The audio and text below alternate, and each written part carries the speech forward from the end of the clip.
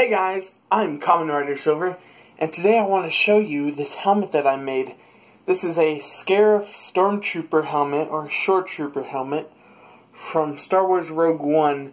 It looks pretty boss, and I can't wait to show you guys, so here we go. So here is the Scarif Stormtrooper helmet. This is really cool, guys. I was seeing pictures online of this of people, or not pictures, videos of people making this helmet, and of course mine's not as professional as theirs, but it's still, you know, a start. I could always revise it, make another one. I still have the paints, of course, but yeah, this thing looks cool. So a little bit about how I made it. So shout out to a subscriber. His name before was Slade Wilson, but now he's TB Designs. He makes props. You really gotta go check him out. I'll put a link down in the description.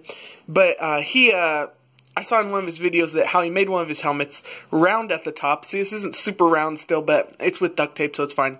Is that there's this cross section that he makes, so it goes like that. And I never thought about that. So if you look on the inside, I haven't painted the inside because I'd pass out from the smell of the paint. But there's these cross sections right here, and it goes all the way through. And then I just started layering pieces of cardboard on there. And it's not very pretty on the inside, but it serves its purpose. And once I had layered these pieces of cardboard on the inside, you can actually see kind of the outsides of them. So here, there was 3 pieces. I just went over it in duct tape and tried to make it as smooth as possible, and I think it came out pretty fine.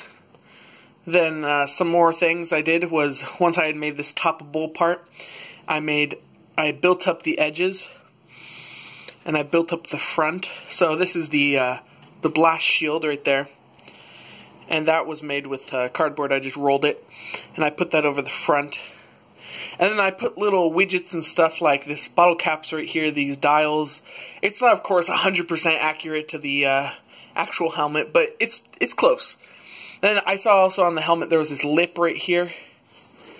Pretty cool. And then, of course, the front Tusk pieces like, oh, this is kind of came undone. It adds to the aesthetics. So there's these Tusk pieces right here. They come down, and these were not actually that hard to make. I just had to cut a piece of cardboard that looked like this and rolled in the right direction, because cardboard is corrugated, so it's got like little not slits in them, but where it kind of folds. So you got to find the right places to cut it so it can fold perfectly. So this one folds in like this. Whereas if I would have cut it like the folds like going this way, it would have rolled this way instead of rolling in. It's kind of complicated, but I did it. So I cut those pieces and they come in. Put little details down here. Did the same thing over here. There's another little dial. Sometimes, you know, a little bit of tape comes up. It's all good. Then on the front, this was really just a lot of this. I was trying to find online kind of how to make this mask, or how to make just masks in general, and I was looking for templates and all that, but what I really can just advise you guys is that just try something.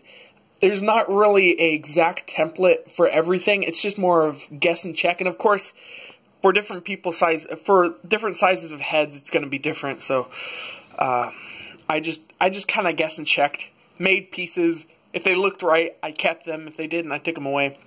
But yeah, so there's this front piece right here, and this actually comes out pretty easily. I need to do a little more tape work right here because it keeps coming undone, but this should really be like that. It's fine. And then this front respirator part is, it's actually a separate piece. Oh, whoops. If you look right there, this piece is separate. And then I just attached again a bottle cap, a few pieces of cardboard, put a little bit of hot glue because I noticed there was some dot details in there. Very good. And then for the visor, it was actually a package from a Ninja Turtles figure, and this is actually very cheaply done. I went over it in marker, and you can see me in there. And if you can kind of see, there's like a little bit of you can kind of see some light going in on there. I don't know if you can see it, but like right here there's some light coming in. So I just really went over it in Sharpie. And actually, when I take it off, I still have marker on my face, so it's not super good. But, you know, it's like I said, it serves its purpose. Now, paint job, how I painted this thing up was that I got some spray paint, I got some enamel paint, and I used some of my spray paint I had before. So the whole thing I just went over in this kind of beige. It's kind of an off creamy kind of color. It was originally for like decking and stuff, I think. I don't know. It was at Walmart, and it just kind of, it was the closest enough color that I needed. I wish it was like a little bit more yellow, but it's fine. So I painted that whole thing, and that took like 4 days, because it's really cold over here, so the paint really doesn't set that good, so I have to give it a whole day just for one coat, so that was annoying. But I was eventually patient enough, and I painted the entire thing in that kind of beigeish color. Now, the next thing I did was I painted of course, the front respirator piece. I painted the lip up here. It's not perfect, but I still painted it. And it goes up and it goes to the side. Then I painted right here, these little pieces. This is just a Sharpie. That's just a Sharpie. Painted that. And then I painted this logo, which they have. I wish it was a little cleaner, but you know, it doesn't look terrible. It still gets the purpose across that this is, you know, a Scarif Stormtrooper. You know, I can tell this is a Scarif Stormtrooper just by its logo. This helmet doesn't tell me anything. No, but I made this stencil. It didn't really work, so that's why there's a little bit of rubbing right here. But I had to use some paint thinner to get that off. And then once I had done that, I went over the entire thing with a dry brush, and I just started just going all over it. Looks a little messy in some places, but I think it worked pretty good. So you can see that right there. I just went over it with a dry brush, and just kind of dirtied it up, just so it looked worn and old. And then here on the front respirator piece, see if I can get that to zoom. This looks like it's exposed bottle cap, but it's not. Actually dry brush this with some silver paint so you can see some of those silver highlights. See if I can. It's not just strictly black. You can see some of those silver highlights in there.